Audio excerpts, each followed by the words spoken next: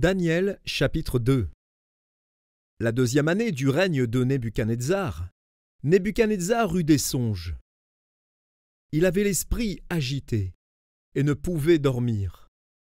Le roi fit appeler les magiciens, les astrologues, les enchanteurs et les chaldéens pour qu'ils lui disent ses songes. Ils vinrent et se présentèrent devant le roi. Le roi leur dit : « J'ai eu un songe. Mon esprit est agité, et je voudrais connaître ce songe. » Les Chaldéens répondirent au roi en langue araméenne : « Ô roi, vis éternellement. Dis le songe à tes serviteurs, et nous en donnerons l'explication. » Le roi reprit la parole et dit aux Chaldéens : « La chose m'a échappé. Si vous ne me faites connaître le songe et son explication, vous serez mis en pièces, et vos maisons seront réduites en un tas d'immondices. Mais si vous me dites le songe et son explication, vous recevrez de moi des dons et des présents, et de grands honneurs. C'est pourquoi dites-moi le songe et son explication. » Ils répondirent pour la seconde fois : « Que le roi dise le songe à ses serviteurs, et nous en donnerons l'explication. » Le roi reprit la parole et dit : « Je m'aperçois, en vérité, que vous voulez gagner du temps, parce que vous voyez que la chose m'a échappé. Si donc vous ne me faites pas connaître le songe, la même sentence vous enveloppera tous. Vous voulez vous préparer à me dire des mensonges et des faussetés, en attendant que les temps soient changés. C'est pourquoi dites-moi le songe, et je saurai si vous êtes capable de m'en donner l'explication. » Les Chaldéens répondirent au roi : « Il n'est personne sur la terre qui puisse dire ce que demande le roi. Aussi jamais roi, quelque grand et puissant qu'il ait été, n'a exigé une pareille chose d'aucun magicien, astrologue ou chaldéen. Ce que le roi demande est difficile.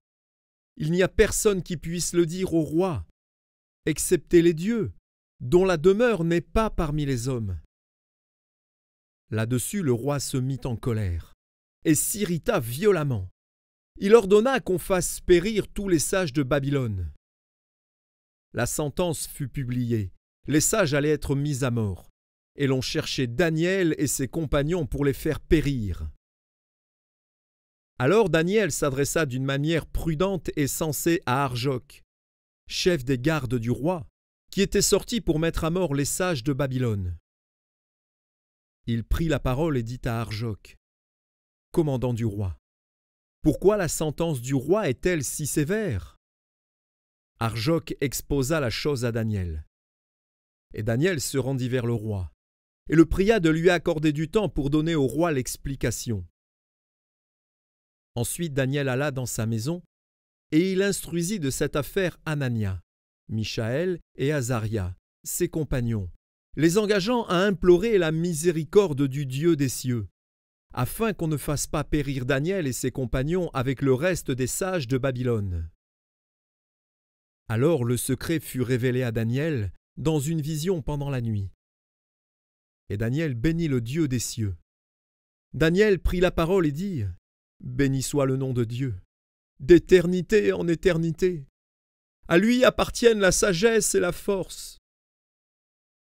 C'est lui qui change les temps et les circonstances, qui renverse et qui établit les rois, qui donne la sagesse aux sages et la science à ceux qui ont de l'intelligence. Il révèle ce qui est profond et caché. Il connaît ce qui est dans les ténèbres, et la lumière demeure avec lui. Dieu de mes pères, je te glorifie et je te loue de ce que tu m'as donné la sagesse et la force, et de ce que tu m'as fait connaître ce que nous t'avons demandé, de ce que tu nous as révélé le secret du roi. » Après cela, Daniel se rendit auprès d'Arjoc, à qui le roi avait ordonné de faire périr les sages de Babylone. Il alla et lui parla ainsi : « Ne fais pas périr les sages de Babylone. Conduis-moi devant le roi, et je donnerai au roi l'explication. » Arjoc conduisit promptement Daniel devant le roi, et lui parla ainsi : J'ai trouvé parmi les captifs de Juda un homme qui donnera l'explication au roi. » Le roi prit la parole et dit à Daniel, qu'on nommait Belchazzar, « Es-tu capable de me faire connaître le songe que j'ai eu et son explication ?» Daniel répondit en présence du roi et dit, « Ce que le roi demande est un secret que les sages, les astrologues, les magiciens et les devins ne sont pas capables de révéler au roi. Mais il y a dans les cieux un Dieu qui révèle les secrets, et qui a fait connaître au roi Nebuchadnezzar ce qui arrivera dans la suite des temps. Voici ton songe et les visions que tu as eues sur ta couche. Sur ta couche, ô roi, il t'est monté des pensées touchant ce qui sera après ce temps-ci. Et celui qui révèle les secrets t'a fait connaître ce qui arrivera. Si ce secret m'a été révélé, ce n'est point qu'il y ait en moi une sagesse supérieure à celle de tous les vivants, mais c'est afin que l'explication soit donnée au roi, et que tu connaisses les pensées de ton cœur. Ô roi, tu regardais, et tu voyais une grande statue. Cette statue était immense, et d'une splendeur extraordinaire. Elle était debout devant toi, et son aspect était terrible.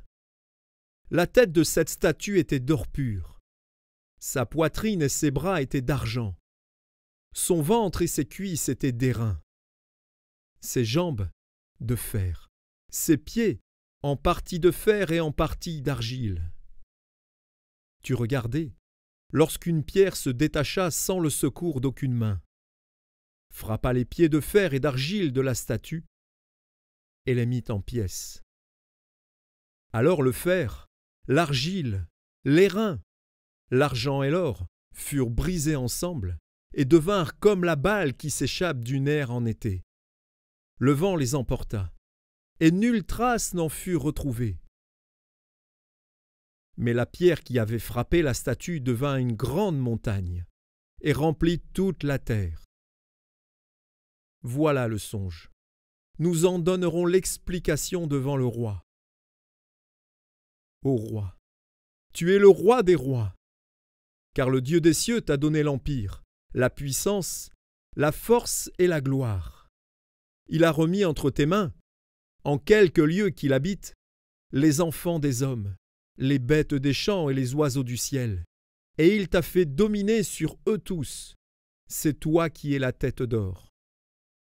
Après toi, il s'élèvera un autre royaume, moindre que le tien, puis un troisième royaume, qui sera d'airain et qui dominera sur toute la terre.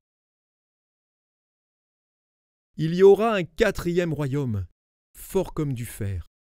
De même que le fer brise et rompt tout, il brisera et rompra tout, comme le fer qui met tout en pièces. Et comme tu as vu les pieds et les orteils en partie d'argile de potier et en partie de fer, ce royaume sera divisé. Mais il y aura en lui quelque chose de la force du fer, parce que tu as vu le fer mêlé avec l'argile. Et comme les doigts des pieds étaient en partie de fer et en partie d'argile, ce royaume sera en partie fort et en partie fragile.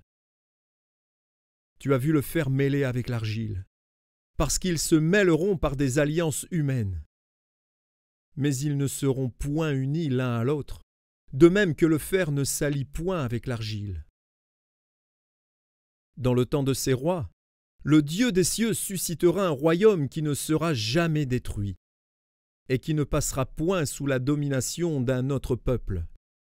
Il brisera et détruira tous ces royaumes-là, et lui-même subsistera éternellement. C'est ce qu'indique la pierre que tu as vue se détacher de la montagne sans le secours d'aucune main, et qui a brisé le fer, l'airain, l'argile, l'argent et l'or. Le grand Dieu a fait connaître au roi ce qui doit arriver après cela.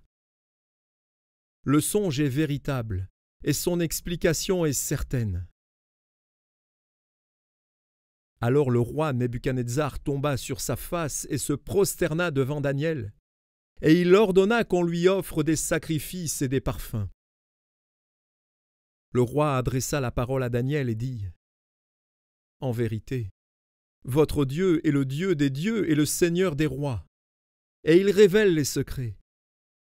Puisque tu as pu découvrir ce secret. » Ensuite le roi éleva Daniel, et lui fit de nombreux et riches présents. Il lui donna le commandement de toute la province de Babylone, et l'établit chef suprême de tous les sages de Babylone. Daniel pria le roi de remettre l'intendance de la province de Babylone à Shadrach, Meshach et Abed-Négo. Et Daniel était à la cour du roi.